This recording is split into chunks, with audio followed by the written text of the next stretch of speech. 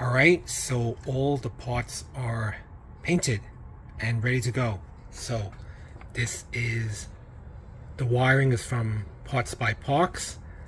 I'll add the coil when I glue it in because the coil will go in the firewall. I actually did some research. Why did people used to put Chevy engines into Ford Coupes? And I realized the Chevy engine was the LS of its time, where it's lots of power for a compact motor. Because I was thinking, why am I putting a Chevy motor into a Ford? It would have been nice to put this flathead V8 valve cover, which kind of reminds me of a Hemi engine with the spark plug on the valve cover. But it was just too complicated. I already wired the engine.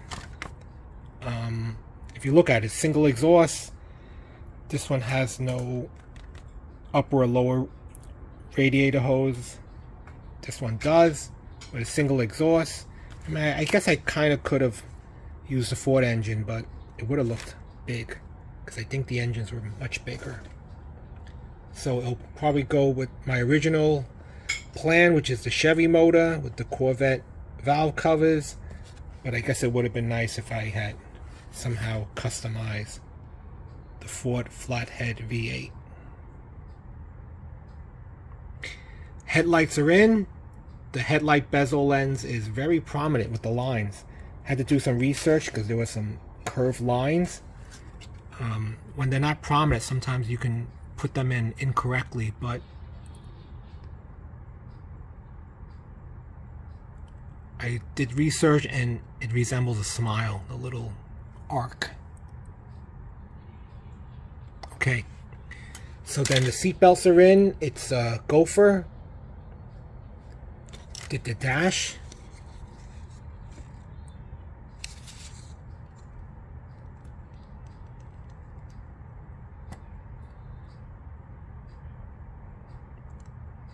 Gold bezels. Glass. I have to polish it. There were some scratches on it. And then late night, yesterday I was getting some bench time in, and then I realized, why did I paint the single exhaust when this is a custom with dual exhaust? So I'm gonna have to paint that back over. All that work for nothing. I have to paint over the exhaust. I highlight it back into gloss black. Interesting though that the bottom, instead of metal floor pans, it looks like with the simulated wood grain that it has wooden planks as a floor pan. So that's kind of interesting. I was thinking about maybe doing some dry brush with some brown, but I guess I'll just leave it. Body is ready to go with the flat black panel on top and the non-slip grip surface for the running board. I think I will go with the bare steelies because I like the way the black lug nuts go as opposed to the baby moons, which gives it a more formal look. But I kind of like the no frills, taking care of business, steely look. So we're good to go. So I'm going to have to paint that exhaust back over, start assembling it, and we should be done. But everything else is painted. Tail lights, painted the red. The front trim for the glass windshield, I painted the back side of it. The windshield wiper flat black for the blade. So other than that, we're good. Alright, YouTube modelers, so here we are at the final reveal. I'm done with the 32 Ford Coupe. So thank you, Kim, over at Kims Kustomgarage, for having this 32 appreciation Ford build. So here's the final reveal. I really like the red and black combo because I think certain color schemes go well together. Red and black, black and yellow, gray and black, black and gold. So here is the 32 Ford Coupe. I like how it's not channeled because a lot of times A lot of them are heavily modified where they're chopped, cut, and channeled, but this one, it rides nice and high, and it keeps the iconic Ford headlights with the V8 emblem, the iconic grille,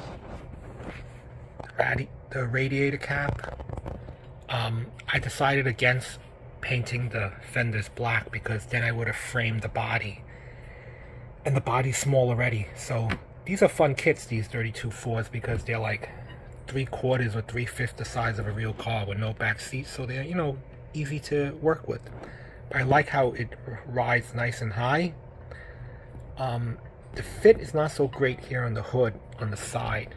You see how it sticks out a little bit, because I think I'm really supposed to cut the sides of the hood out and just leave the top to cover the engine, or some people, they pull it off because the engine is wider than the hood. But I kind of like that look, so that's why I left it on, so the engine pushes the hood out a little bit. But overall, I like it.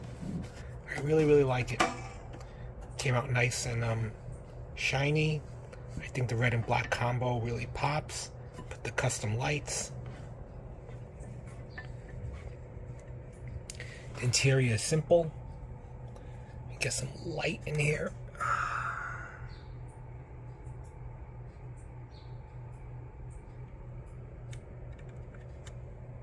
The wheels do move. So what makes it fun is that you can custom build it the way they put the parts, where it's sandwiched. It's chassis first, then the fenders, and then the body. So you can actually omit the fenders if you didn't want them, but I wanted it to look close to stock. The fit is not so great, because if you look at over here, they don't quite line up. That, see where the lines are to the chassis, so it's slightly off. It's not really a perfect fit. So what makes it fun also works against it too, because it doesn't quite sandwich together that easy. I had a hard time putting the body onto the frame. I actually had to put this piece on the left as a shim to make the tire clear that fender. See how it's rubbing? And on this side it's perfect. Even distance around the wheel, clearing the fender. This one kind of touches on the top, so I have to leave a little shim to make it clear a little more. It's wobbly too. I don't know why it doesn't work perfectly, because there's no suspension pieces to glue. So here is the Chevy engine, because they were low cost and more readily available, and I think they were very interchangeable.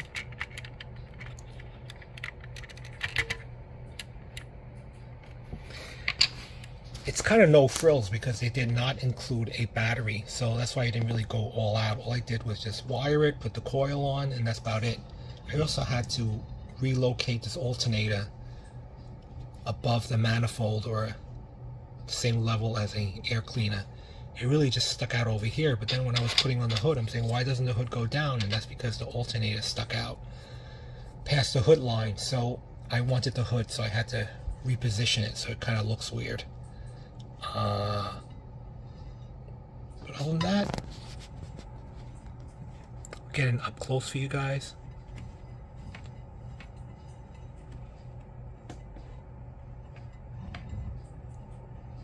It was a fun kit to build, so thanks, Kim, for sponsoring this.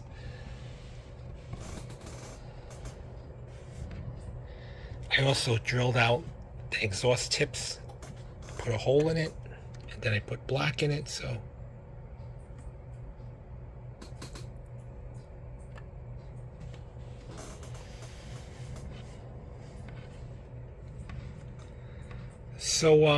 I will leave stills at the end, as usual.